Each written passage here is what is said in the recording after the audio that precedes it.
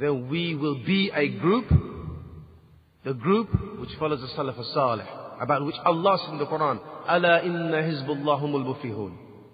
Is not the Hizbullah the group of Allah, the successful ones? Yes, we're a group.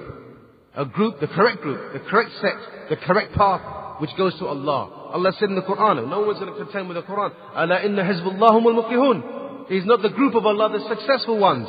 And that's one group, not many groups. There's only one. Hizbullah is mufrad, it's singular. If Allah wanted to say there's many groups that go to the right path, He would have said, Allah inna ahzab Allah. It's not the ahzab of Allah, the groups of Allah, the successful one. But He didn't use ahzab, the plural. He used Hizb, the singular. So there's only one way, one path to Allah. There's not two, there's not three, not four. It's imperative for you now to show that one path to the people and clarify it from all the misconceptions. The Prophet ﷺ drew a straight line in the sand. Long, one straight line. Not two, not three, not four, but one. And then He drew many lines going off of it on the right and off of it on the left.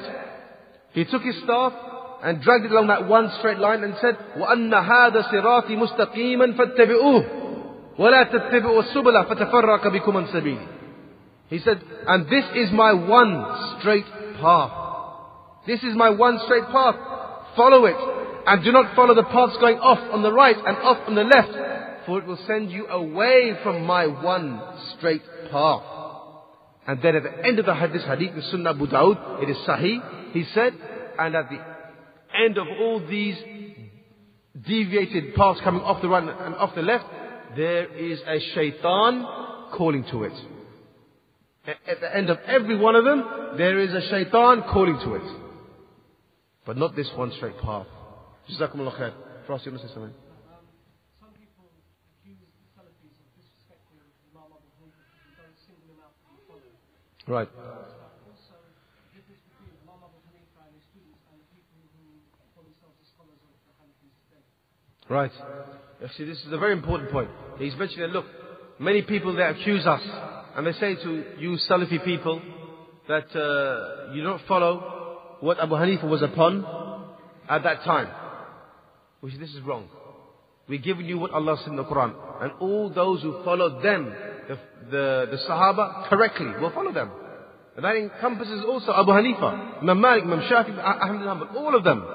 And all those that came after them who followed them correctly. But what we will not do is what the Hanafi, the Dawbandis, they do, is when they single Abu Hanifa out, rahimahullah, and they say we're only going to follow him and nothing else and nobody else whatsoever.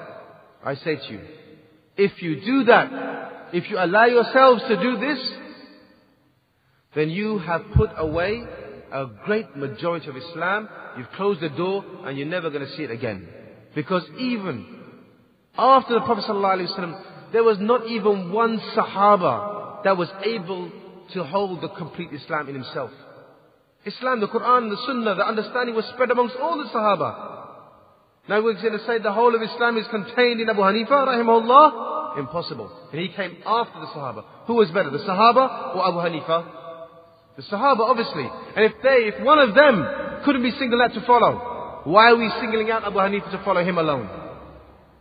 You'll miss out on so much Sunnah. That's why you find the Dawbandi, the Hanafi, those people who make taqleed, blind following of Abu Hanifa, they won't do Rafaidan. They won't play with their hands on the chest. They won't believe how they're supposed to believe about the aqidah of the Muslims and so on and so forth because they've limited themselves. This is like exactly what the Khawarij done. The first deviated sect to ever come about in Islam. They went on one mission and they said, that's it, we're not listening to nothing else. And the people who follow Abu Hanifa is exactly the same. And those who follow Imam Shafi in the same manner are the same.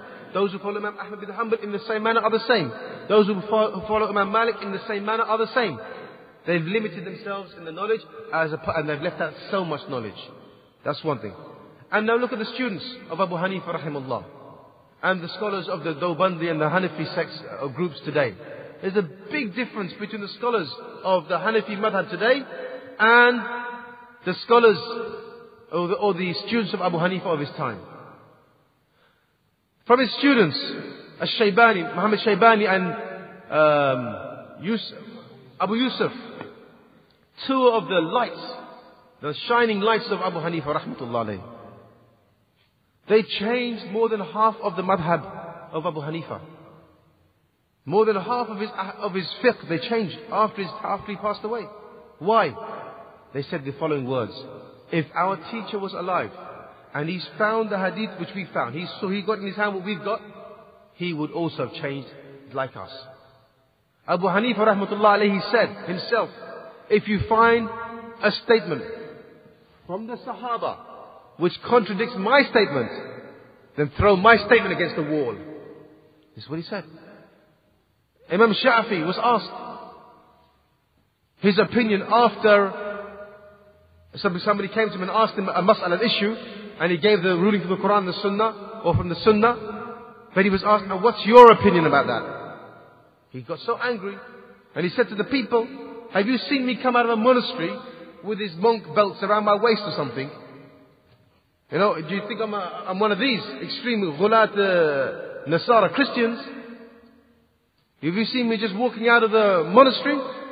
I say to you, Allah His Messenger said this, and you say to me, and what about you? What do you say? It's not befitting, ikhwan. I done some tapes on the issue of taqleed recently.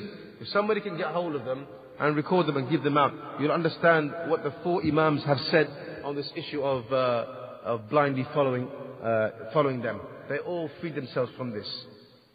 I hope that's sufficient in there. A comment on the brother's question, which is if the name of Salafiyyah has become used by some people wrongly, and people attribute different things to Salafiyyah which are not from Salafiyyah, we say the same thing applies to Islam. We know that Islam has been distorted by many people who ascribe themselves to Islam, and even some Muslims themselves. So this doesn't mean that we get rid of the name of Islam in order to spread our da'wah. No, this is our religion, it is Islam, so we clarify to the people the reality of this religion. With this Salafiyyah as well, as we said, it comes from the religion, and there's an obligation, as the scholars said, that we have to use this word Salafi in order to clarify to the people the true da'wah. So we maintain this word, and we purify it from the distortions that have been cast on it from the other people. The thing regarding why don't we call ourselves Muslims? And as we are Muslims together, we have different groups. Why don't we call ourselves Muslims and call it the true path? The thing is that we are people who propagate this da'wah to the people. If I come to somebody, for example, who is non-Muslim and tell him, come to Islam, he will tell you, what kind of Islam you are calling me to? What kind of Islam? Is it the terrorists? Is it the Shia who cut their heads and hit themselves with chains and swords? Is this the kind of Islam you are calling? Or is it the people who make tawaf over some graves, or people who supplicate to the dead, asking for, is that kind of Islam? So in Islam we have to call things by their names. We call a spade a spade. So in Islam, when we talk to the people, we tell them we are upon the religion that Muhammad ﷺ came with. So we follow the Quran and we follow the Sunnah according to the understanding of a Salaf, which is the religion that Muhammad ﷺ was upon and his companions were upon. So this is how we should present our da'wah. And in Arabic, how we summarize, this is, I am upon the Quran, upon the Sunnah, according to the understanding of the companions, or according to the understanding of the Salaf of this Ummah. We summarize this with one word, which is Salafi. And if you say that we have to, we look like one group, well, definitely we look like one group, because I tell you, Islam came from the Prophet ﷺ as one white page, like this, white. Then patches of other colors came. Khawarij came, for example, say red here. Then the Shia came, green here. Then Sufiya came, say black here. So if you look at a page where there are different patches, you will say there's black, red, green, blue and white. So we have 5 colors here. So you will consider white as being another color, just like the other colors, because this is how it was presented for you.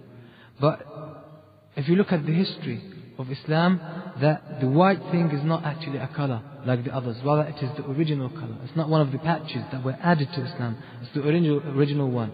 So we can't help changing the people, or the way people view Islam or Salafi as it is one of the groups. But the criterion is that, look at the other groups. Any group, what is the criterion for them to accept you? In Salafiyyah, if you follow the Sunnah, if I see you in the street, for the Salafis, you are upon your fitrah. For me as a Salafi, you are upon your fitrah. Fitrah is the religion that the Prophet ﷺ came with. So without me talking to you, as I see you in the street walking Muslim, for me you are Salafi. I see you following the Sunnah, for me you are Salafi. I see you praying, for me you are Salafi. But I tell you, for example, I mentioned Jama'ah